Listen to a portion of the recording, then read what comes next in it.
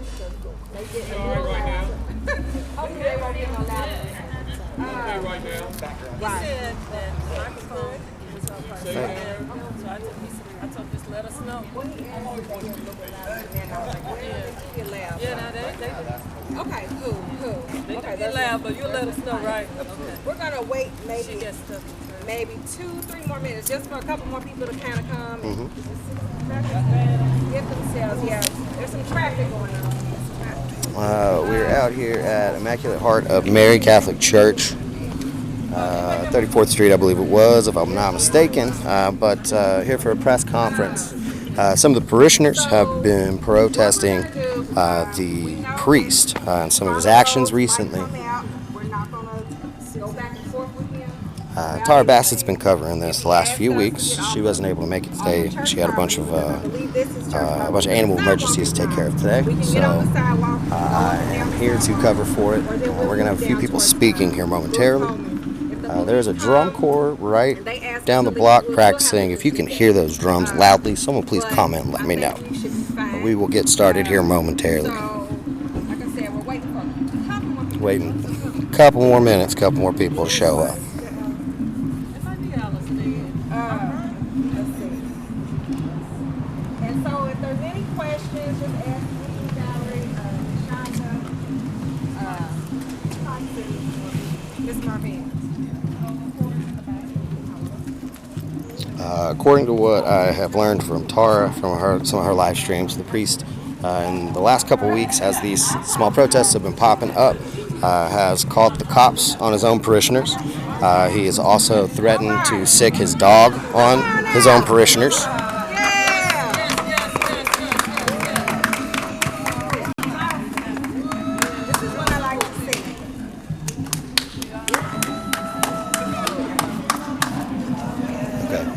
Thank you for that information on the drums. Thank you very much.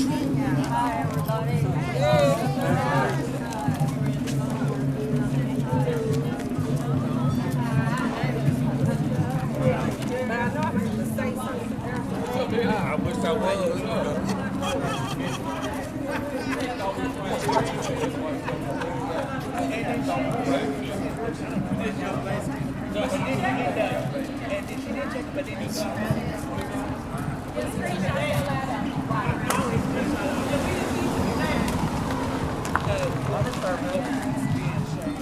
I think we're pretty much, I think everybody's here. If they're not, then we can go ahead and get started. Yes, ma'am. Let's...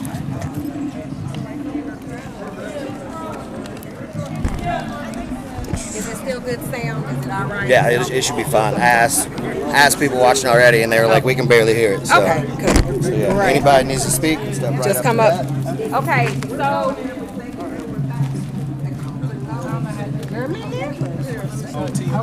Yeah, my phone.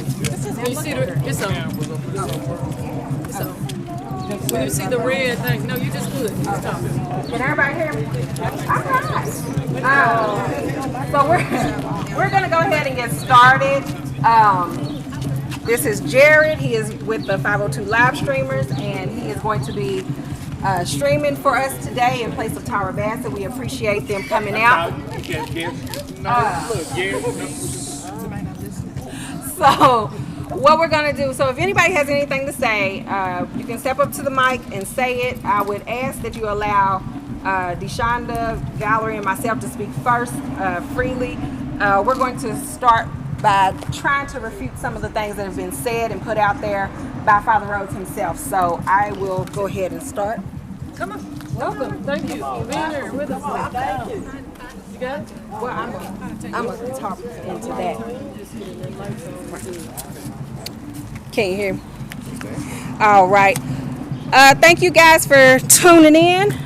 Thank you guys for sharing. Please share this live stream. This is the concerned parishioners of Immaculate Heart of Mary, St. Augustine, and Christ the King, with a couple of allies. A couple of allies here with us to share in solidarity in regards to the mistreatment of us by the Archdiocese of Louisville and their employee, Father Christopher Rhodes. We were out here last week, and we continue to be out here to get our point across until the Archdiocese comes to us and says they want to talk and have a conversation. We have not been evil. We have not been mean. We have simply stated the facts. The facts are this. In 2019, Father Rhodes came to us and basically told us what he was not going to do. We have had several conversations with him about his communication, about his demeanor, about his vision, about his misuse of church finances. There are several people here that can attest to those things. They can speak to the facts of those things.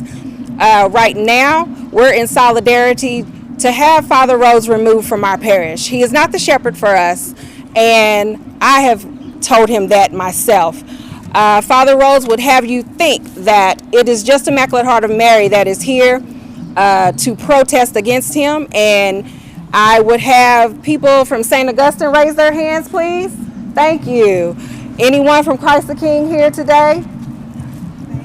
Thank you. And the rest of us are from Immaculate Heart. We do have the majority of people here, but we are a family together in Catholicism, and we share in the solidarity that things need to be changed. We are asking the Archdiocese of Louisville, once again, Father Archbishop Kurtz, please respond to our emails, to our letters, to our visits to the Pastoral Center.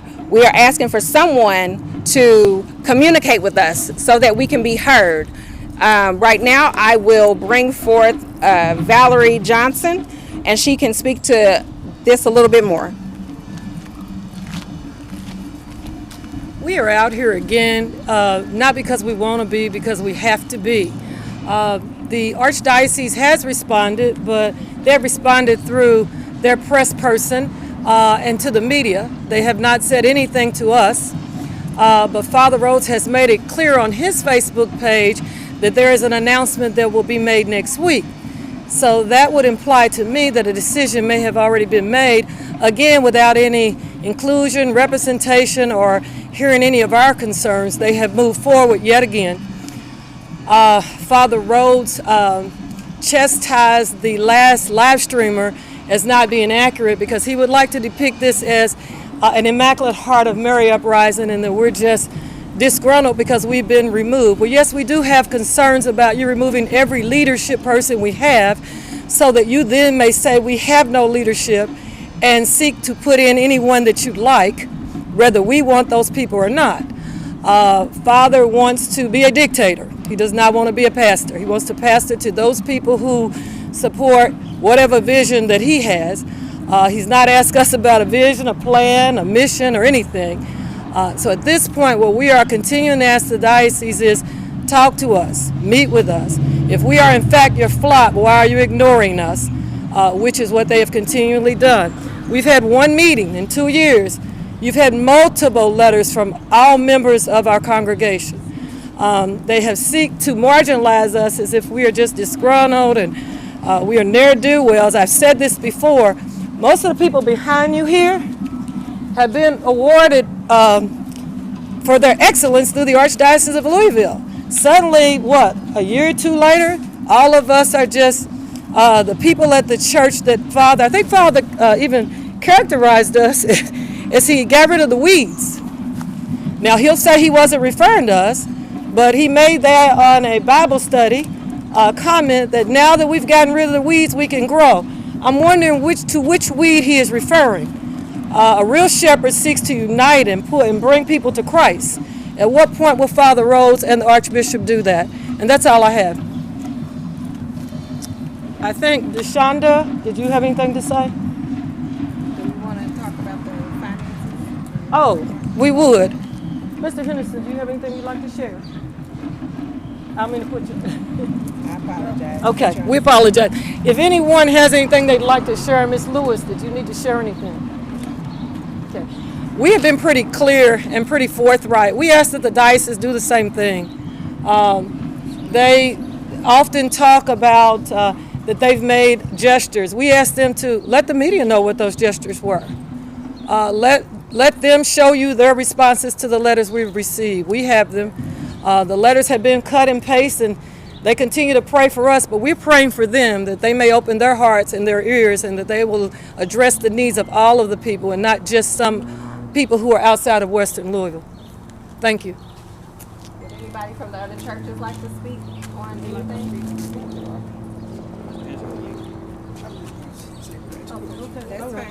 Thank you. My name is Robert Henderson, and I'm from St. Augustine, but I do not speak for St. Augustine. I'm not a spokesperson for St. Augustine. What I have to say is from me personally. I was asked to join the protest several weeks ago, and I said I didn't know what to do. And I texted my granddaughter and told her what was going on, and she texted me back and she said IDK. And I didn't know what IDK meant, so I texted her back, what does this mean? She says, I don't know.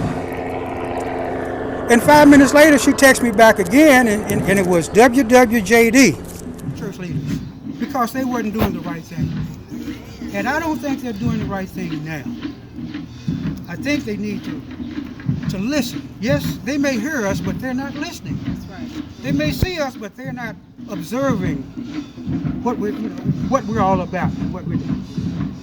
And leadership, someone asked me, well, what do you think they need to do with Chris? I don't know what they need to do with Chris. I can tell you this, I don't think he needs to be pastor of the three churches. Yeah, amen. Because we've had pastors, I know at St. Augustine for the last 150 years, and no one pastor has caused this much division. Not only at our church, but all the other two churches as well. The churches that he's pastoring. And I would ask the Archdiocese, what would you do with him? You see that he's a common denominator, division, his style of management and leadership.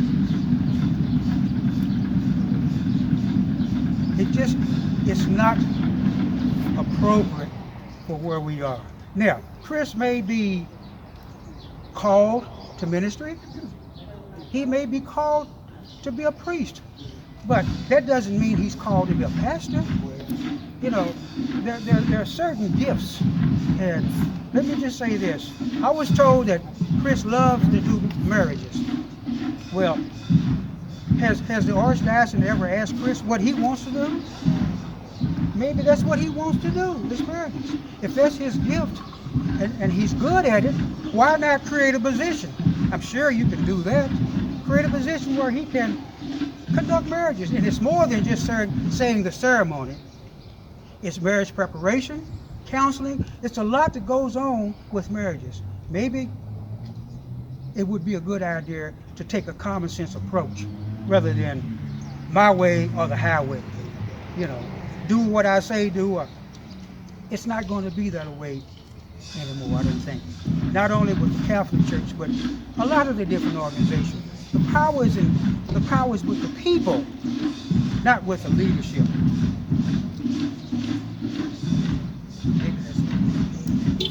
Thank you. We got another two more.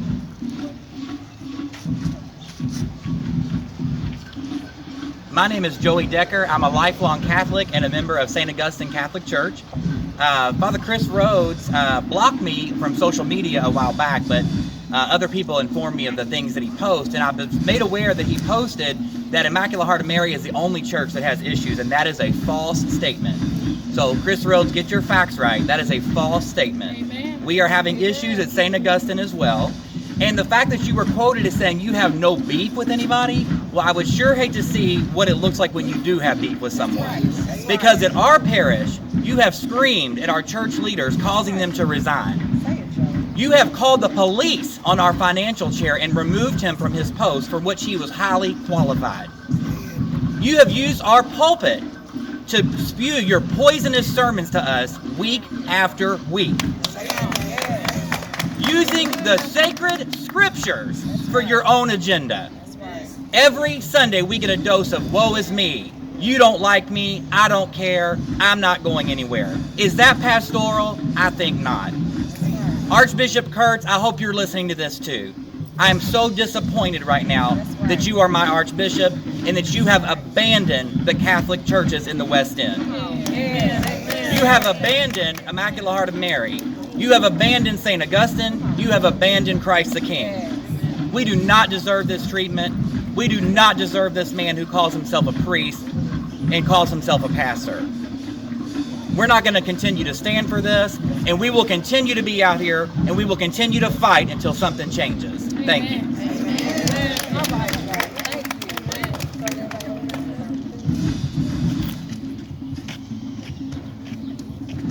My name is Thurman Mitchell, and we are here again trying to get some kind of results or justification to Father Chris. And I just wanted to say this to the Archbishop Kurtz. When all he had to do is have mediation with people that had been unjustly removed, got the whole church in an uproar, if he had a mediation with us, with Father Chris, we could have probably came to some forms of resolution with them, but he didn't even want to listen to us, but he listened to Father Chris. And my thing is, if he had just had one little mediation to let the people tell him what Father Chris was doing and what was illegal and not right, then his whole situation wouldn't even be into this situation. But now we in it because of the Archbishop didn't want to listen to us. And he still have not even tried to listen to us yet. So that was wrong right there to me. And just the other thing that we getting wind of is this. We had a deacon, and it was Deacon Mike. He was doing a daggone good job. And he when we was asking for an accountant to take over the person's place that Father Chris had got rid of, two of them, he told us that he was an accountant and he had done one Catholic school for over 15 years and he volunteered to do that job. Well, now supposedly when he did mass one Sunday, he told a joke. And so the joke that he told, everybody seemed like they liked it. But anyway, so Father Chris supposedly told him that the joke was out of his taste or whatever, and so we believe that he didn't got rid of Mike for that. Deacon Mike. For that joke about the roll, about the mold, looking up out of the hole or whatever.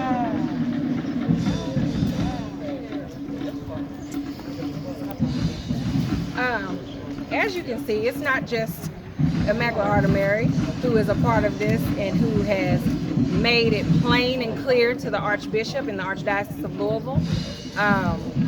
I know someone had said once before that what the Archdiocese is doing right now is kind of like what they did with the pedophilia cases. They're sweeping everything up underneath the rug. Amen. And it's the Archbishop's answer to us is go back to your priest, go back to Father Rose, try to work it out. When I say that we've done that, we laid out a communication plan, we laid out something back and forth for everyone to be on one accord. Father Rose agreed to that. Not 2 days later, he went to Facebook and called out this parish as a parish that did not like him, and he wanted to drum up support by asking people, his supporters, to write letters on his behalf to the Archdiocese. That don't go to this church, they don't know us, they don't know what he's done, they don't know anything about it.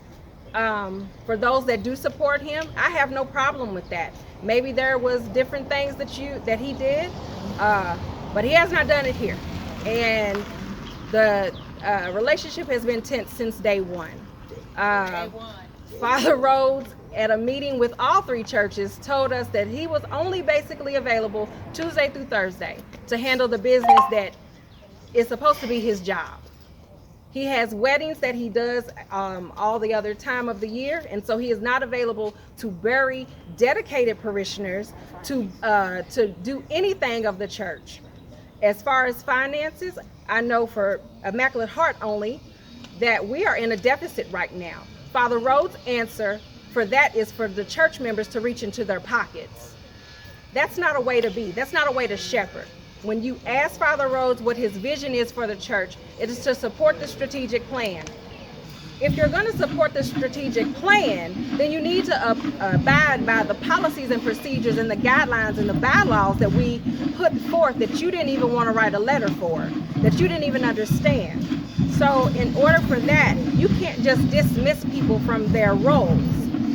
Canon law says that you have to have a finance council, or at least someone to look over the finances.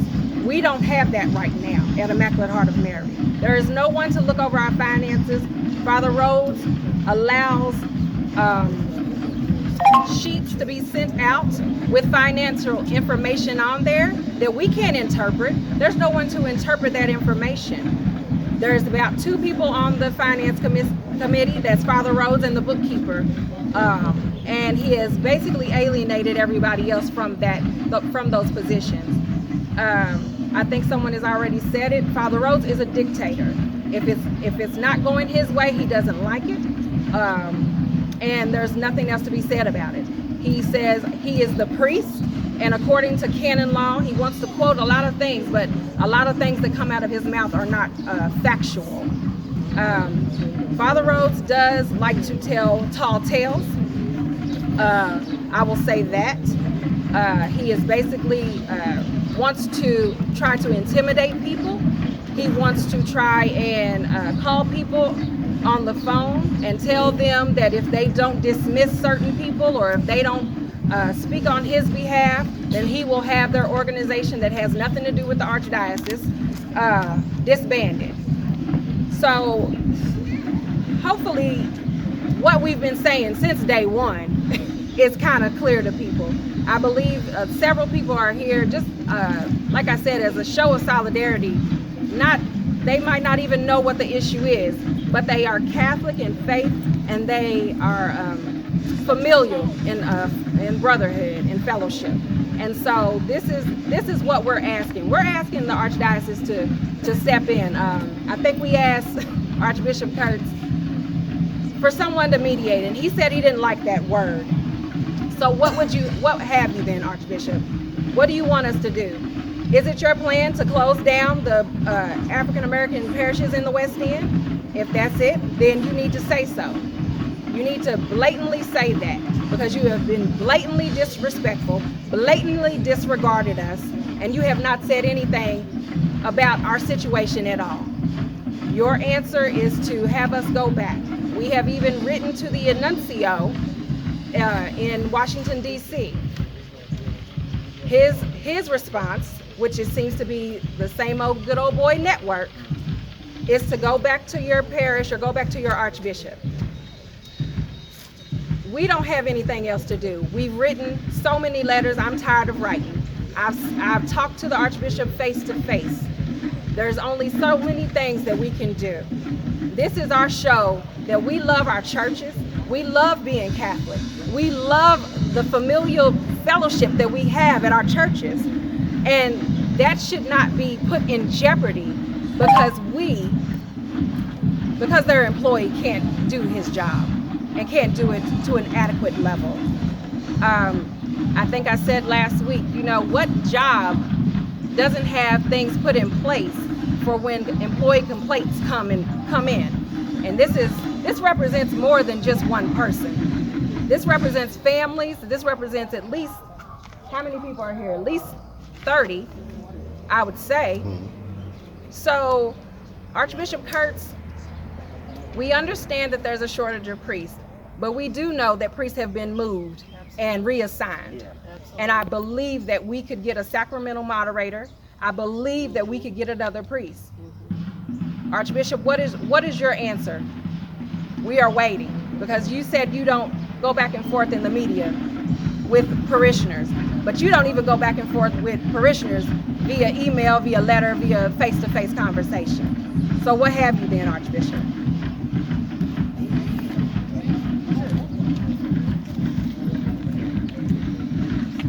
I'd like for everyone to know that since Immaculate Heart of Mary and the other parishes are not as large as some of the parishes in the Archdiocese, that the majority of the duties and responsibilities that are fulfilled in their parishes are done under the umbrella of a ministry.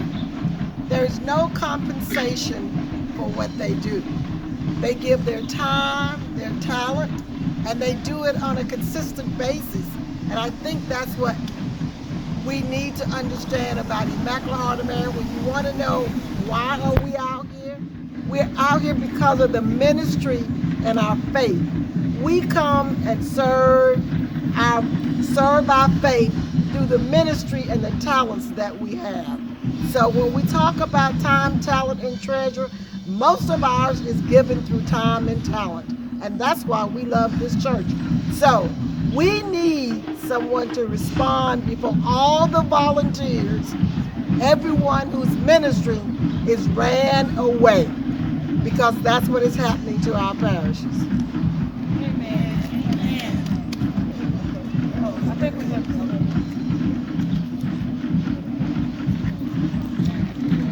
My name is Alice Turpin. My husband Ed and I have worshiped with this African American community for 16 years. And then Chris Rhodes came on the scene for 2 years. In February, we made the decision to leave as we could no longer be a part of his pastoral leadership. Chris Rhodes is militant.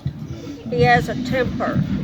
And he speaks to you in a way that makes you feel bad. He enjoys it.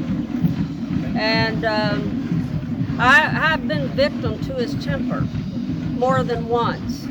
And the worst was during Mass. On a Sunday here at Immaculate Heart, he had sent out an email to 2 outstanding stewards of this church and told them that their services were no longer needed. When at the same time we get to Mass and he wants everyone to stand up and give those 2 stewards that he had fired, he wants a standing ovation for them. Well, I couldn't take it. I popped up out of my seat and I said, Chris, tell the people here why you let those stewards go. Why did you let Kim Burse go and Damon Talley that have served this church for years? No response except that stomping down off of the altar, coming towards me, and having been stopped by the men of the church. That's true. That's right. It's true.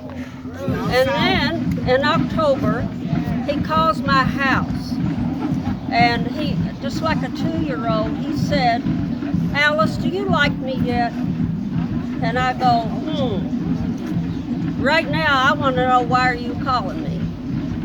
And he said, well, I have gotten 2 anonymous letters, and I was just wondering, does that give you any cause for concern? Because I'm going to turn them over to the FBI. And I'd like to take care of my parishioners. So if you didn't write those letters, then you don't have anything to worry about, right? I said, send the FBI to my front door, Chris. I have nothing to worry about. I've written letters about you and signed it. Tell them about the FBI. Yeah. So I have one thing to say to the Archbishop. I feel in my heart that if this was going on at a big church in the east end of town, this would be settled. Amen. It would be over with. Amen. Yet I cannot imagine why he cannot come forward. You are the shepherd of the Archdiocese of Louisville, and you will not come and let your flock be heard. Right. I can't imagine why a man with power is so afraid. What you like, though, are those letters, all those letters that are signed. Then you either call Chris or you have Chris come in. And none of us know what Chris says to you.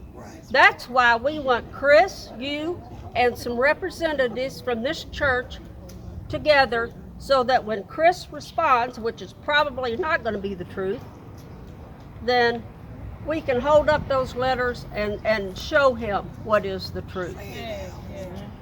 Come forward, Archbishop Kurtz. Do the right thing. Do the right thing. Be better, church. I think we're going to go ahead and start moving down and trying to go towards the street so we can get some honks and some blows. So if anybody wants to start moving, I know it's hot.